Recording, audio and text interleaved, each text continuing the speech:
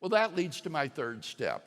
Step 3, affirm that the divine aspects of Jesus' person were largely subliminal during his earthly life.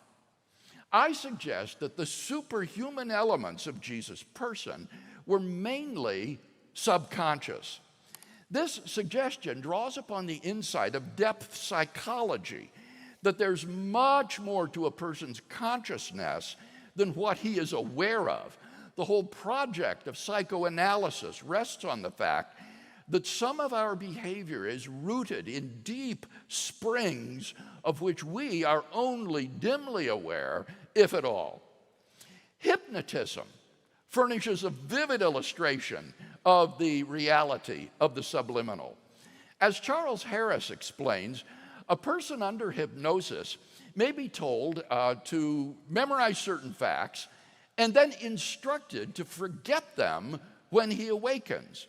But, writes Harris, the knowledge is truly in his mind and shows itself in unmistakable ways, especially by causing him to perform certain actions which, but for the possession of this knowledge, he would not have performed.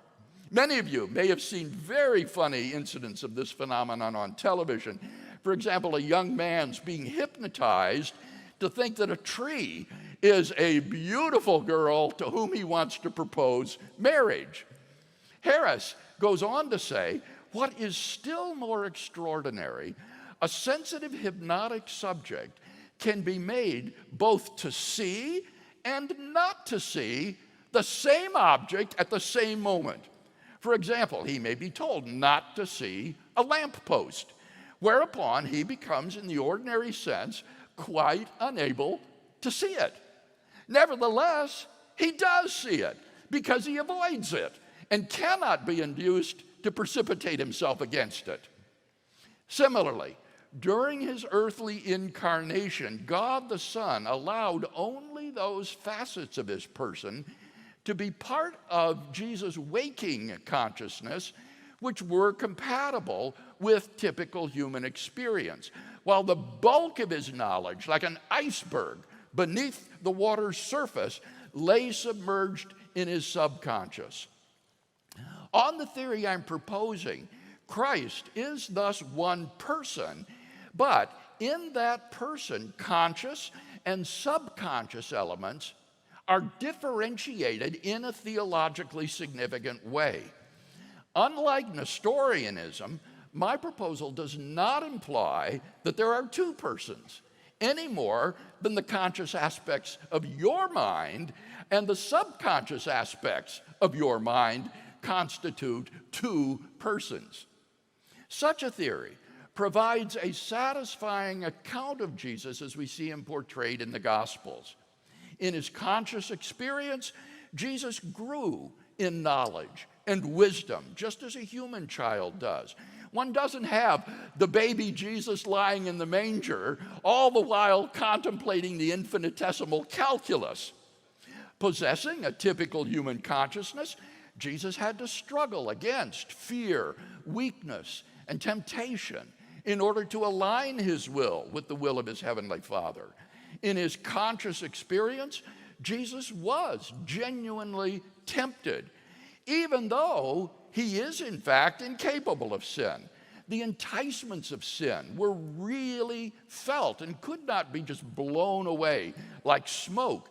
Resisting temptation required spiritual discipline and moral resoluteness on Jesus' part.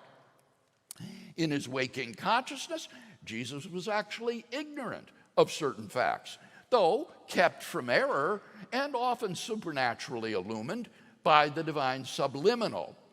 Even though God the Son possesses all knowledge about the world, from quantum mechanics to auto mechanics, there's no reason to think that Jesus of Nazareth would have been able to answer such questions without recourse to the divine subliminal. So low had he stooped in condescending to take on our human condition. Moreover, in his conscious life, Jesus experienced the whole gamut of human anxieties and felt physical hurt and fatigue. My proposal also preserves the integrity and sincerity of Jesus' prayer life, and it explains why Jesus was capable of being perfected through suffering. He, like us, needed to be dependent upon his heavenly Father moment by moment in order to live victoriously in a fallen world and to carry out successfully the mission which the Father had entrusted to him. The agonies in the Garden of Gethsemane were not mere play acting, but represented the genuine struggle of the incarnate Son in his waking consciousness.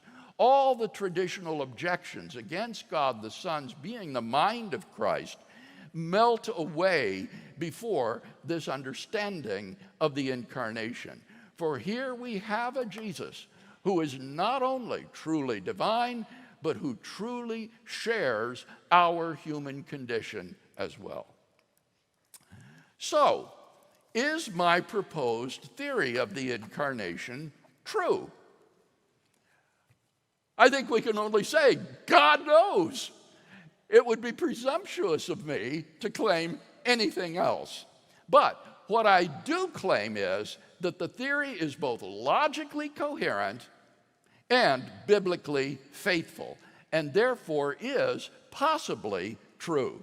And if it is possibly true, that removes any objection to the incarnation based on the claim that it's a contradiction to say that Jesus Christ was both truly God and truly man.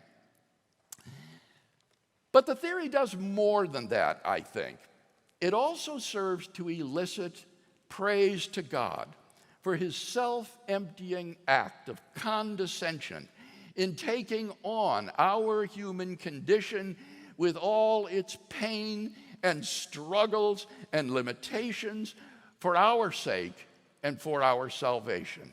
As the Apostle Paul wrote, though he was rich, yet for our sake he became poor, that by his poverty we might become rich.